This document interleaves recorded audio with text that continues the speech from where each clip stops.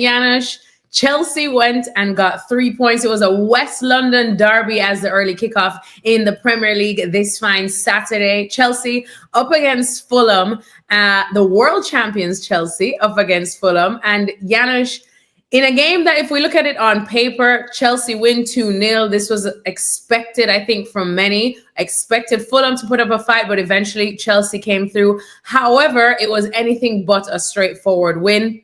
I just saw a comment that someone said that Fulham's doctor might want to treat Marco Silva to calm him down at the full-time whistle, because there's a lot to talk about. Once again, we're not necessarily talking about how Chelsea got it done, which we will in a bit, but we're talking about VAR, Janusz. Yeah, I don't know about VAR. We're talking about Rob Jones. I'm glad this game gave us something, because otherwise it was a non-event. We'll get to Fulham, and I can understand the frustration, but I mean, they hardly did anything. And you know, if the decision went their way, you know, it's still no guarantee that Fulham would have seen that through, right? But first things first, you know, black mark on Rob Jones. I'm gonna put it on him, because look, I mean, a criminal decision, by the way. It was not clear and obvious. The referee had a very, very good look, and I'm not putting this on VAR in a way because you know, it was a goal, right? So they're going to look at it anyway. They look at every goal. This was a chance for Rob Jones to go back after seeing this and understand that this was not a careless challenge. Not at all, right? It was a skill. It was a wonderful thing. I think Chalobah is going for the ball. He has the right to go for that. But if he's not stomped on, right, I think Muniz did a tremendous job in that swivel to protect the ball. He's not getting to it anyway, so he's got to put his foot somewhere.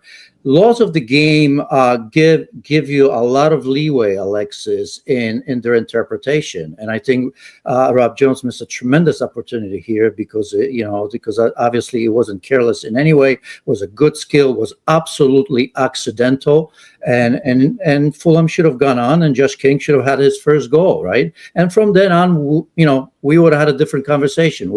We would see if the quality of Chelsea, which is much better than Fulham at home, would have been enough. But yeah, you know, this is, you know, everybody's going to try to justify this decision, to parse the laws of the game, to make it somehow that this was good. But it really is a black mark on the referees. And I hope they're not going to try to justify this decision in any way. I mean, in fact, you know, there should be an apology, if anything else, because, you know, it's just, that's the way how I feel about this.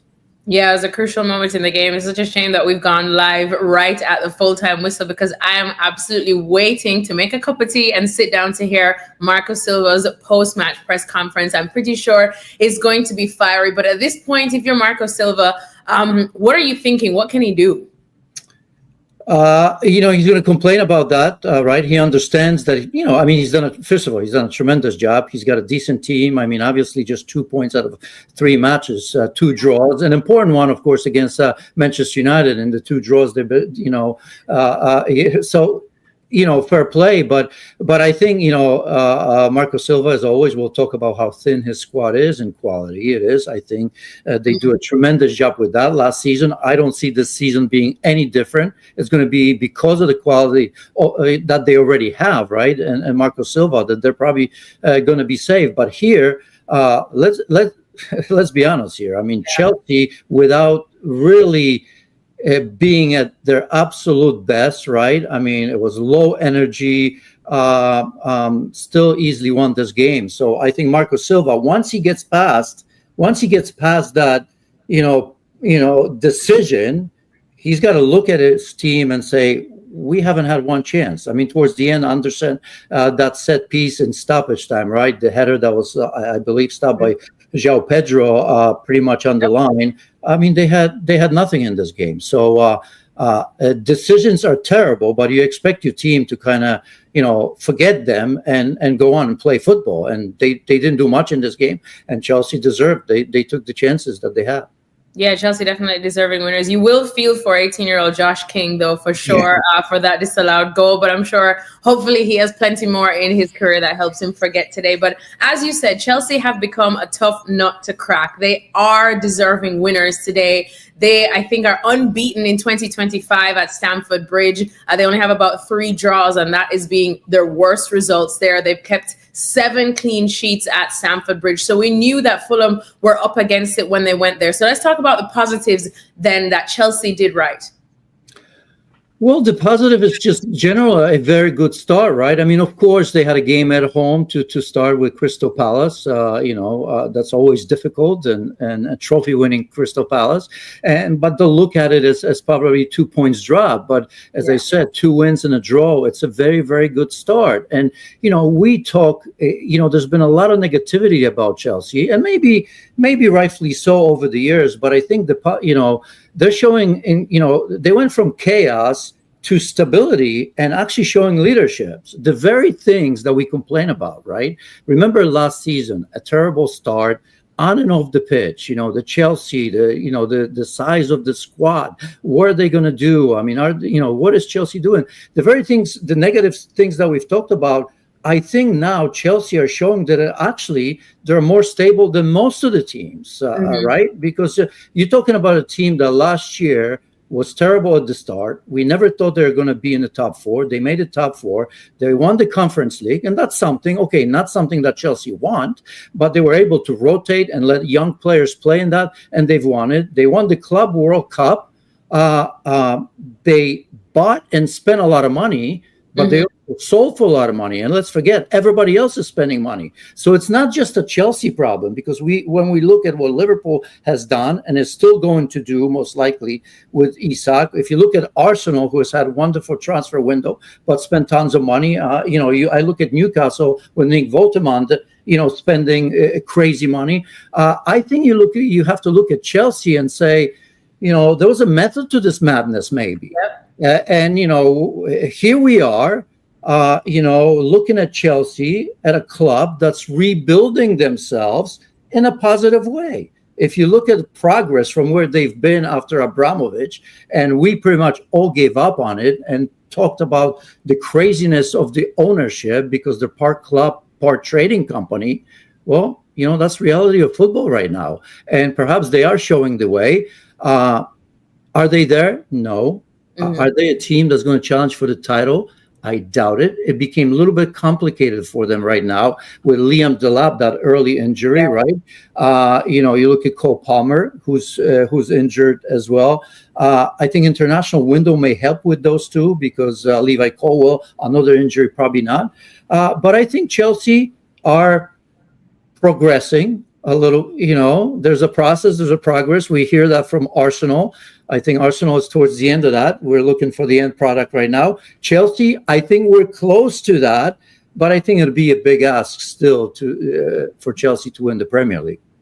Yeah, well, there you go. Chelsea went from being the butt of certain jokes to making people look like jokes. So big up to Chelsea fans. I'm sure they will be enjoying that. But 2 things that I like about Chelsea as well are the 2 goal scorers that we saw today. Enzo Fernandez, the 2 South Americans for Argentina. Of course, his one was a penalty, but calm, cool, collected penalty in what was already feeling like a high-pressure game. And then Joao Pedro, Janusz, he just seems to be going from strength to strength. I did say that when he played for Chelsea this summer in preseason at the Club World Cup, when we saw him in action, we just said he looks like he belongs. I remember we interviewed him at the training ground in his first training session with Chelsea, and he was like, look, he knew exactly what he was coming to. He couldn't wait to get started. He just felt like he belongs. And we were like, yeah, okay, this is preseason. Wait till you step foot in the big league with the Premier League. But he's right. He really just seems like he belongs. Yeah, no problem. Look, I mean, it's good that you're obviously familiar with the Premier League. That always helps, I think, because he's already proven that he can score goals, right? And how good he is. The Club World Cup, helped him a lot. Not just winning it, but the fact that right away he started scoring. So all of that is positive, and look at the way he starts the season as well. So that's tremendous. Enzo Fernandez, and Alexis, and maybe those that listen to me, not just Chelsea fans, know how big I've always been on Enzo Fernandez, but I expect more. Not that I'm disappointed, not that he's a bad player. He's starting to do that. Hey, by the way, he's got 2 goals already this season, but I think that output for the amount of money they spend, this is what is it? I think it's his 4th season. Apologies if I'm wrong. I think it's his 4th season. I just think that he's got to give more in terms of numbers. Now, last year, I think he had in the Premier League 6 goals and 7 assists. 6 goals is actually not all that bad for a midfield player, right? When you think about contributions from the midfield, 6 goals, none of them were penalties because Cole Palmer, I think, took them all. So that's good. 7 assists, I think there's got to be more, and maybe there is more, and maybe this is the season that's going to take him over. But I just think that there is a lot more to Enzo Fernandez in terms of that leadership, where he runs that team a little bit more and contributes even more in terms of numbers. And I'm looking mostly, assists and all of that. So small thing, since you asked, I didn't think we were going to talk about it, but I love him. But, they did spend, 120 million euros on him, right? So if you look at over the last 4 years, that output, could be questioned. I'm sorry. Well, as you said, it's going to be a big season for him, considering everyone has an eye on the World Cup, and he probably will be feeling the pressure to perform, considering he's part of the country that has the World Cup title, Argentina. Janusz Mihalik, thank you so much. We are now just about 12 minutes away from the next fixture. And that is Manchester United, with a lot of questions to ask up against Burnley. Normally, we wouldn't even bat an eyelash for this fixture, Janusz, but today it feels like a final for Ruben Amorim and Manchester United.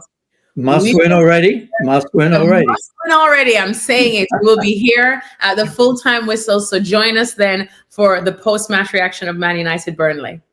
Right then, Blues fans. What an absolute roller coaster that was at Stamford Bridge this morning. Chelsea have done it again, grinding out a crucial 2-0 victory over our West London neighbours Fulham. And blimey, there's so much to unpack from this one. I'm buzzing to break down what happened in this derby, because whilst the scoreline might look comfortable, this match was anything but straightforward. Let's be honest here, this wasn't vintage Chelsea by any stretch, but it was exactly the kind of result that shows we're building something proper under Enzo Maresca. The lads showed real character today, and when the dust settles, 3 points is 3 points, innit?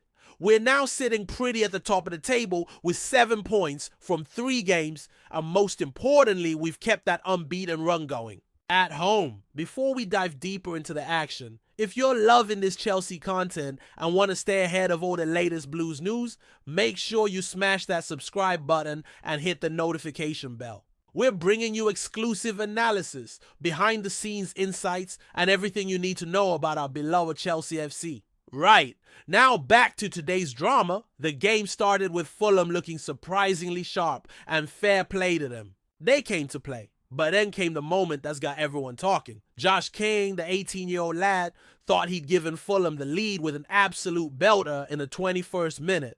The boys showed real pace and composure, breaking through our defense and slotting it past Robert Sanchez with the kind of finish that would make any striker proud. The Fulham men went absolutely mental, and to be fair, you could see why. But then VAR decided to stick its nose in, didn't it?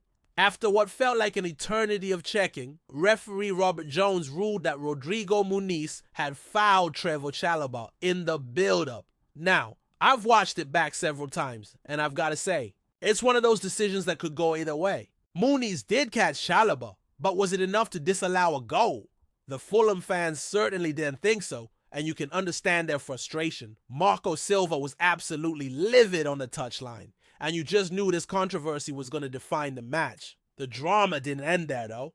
Just when it looked like we go in at halftime goalless, up stepped our Brazilian magician Joao Pedro in the 9th minute of stoppage time. And what a way to end the half. Pedro rose brilliantly to meet Enzo Fernandez's perfect corner delivery. The timing of his jump was sublime, and that downward header nestled beautifully into the bottom corner. Stamford Bridge erupted, and suddenly all that earlier frustration from the disallowed goal seemed like a distant memory.